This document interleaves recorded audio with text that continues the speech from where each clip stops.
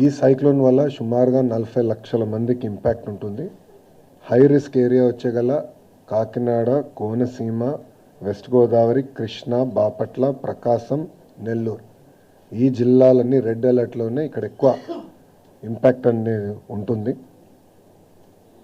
ప్రజాప్రభుత్వం లక్ష్యం ఒకటే, లాస్ ఆఫ్ లైఫ్ అనేది ఉండకూడదు. దానికి తగిన చర్యలు తీసుకోమని గౌరవ ముఖ్యమంత్రి గారు చాలా స్పష్టంగా చెప్పారు.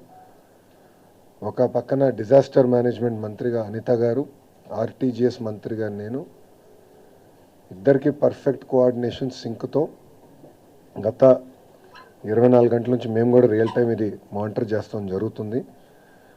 ప్రోయాక్టివ్గా సుమారుగా 1328 గ్రామాల్లో ఎక్కడైతే ముంపు ఉంటుందో, ఎక్కడైతే ఇంపాక్ట్ ఎక్కువ ఉంటుందో అక్కడ ఇవాక్యుయేషన్ కూడా నిర్వహిస్తాం జరిగింది. 3465 మంది ప్రెగ్నెంట్ ఉమెన్ని కూడా, అంటే రాబోయే 15 రోజుల్లో ఎవరైతే డెలివరీ చేస్తారో వాళ్ళని కూడా ప్రోయాక్టివ్గా ఇవాక్యుయేట్ చేస్తాం జరిగింది. వాళ్ళకి కావాల్సిన పౌష్టిక ఆహారం కానీ అన్నీ కూడా ప్రభుత్వం అందజేస్తాం జరుగుతుంది.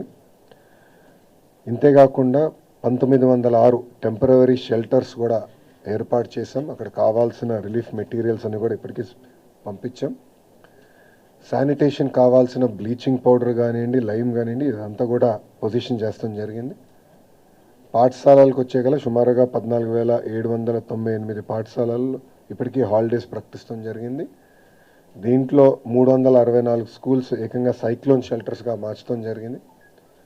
మత్స్యకారులు కూడా 29 వరకు వేటకి వెళ్ళకూడని నిషేధం కూడా ప్రభుత్వం పెడతాం జరిగింది. యాక్టివిటీ సస్పెండ్ చేసాం. అన్ని చర్యలు తీసుకున్నాం. 11 ఎన్డీ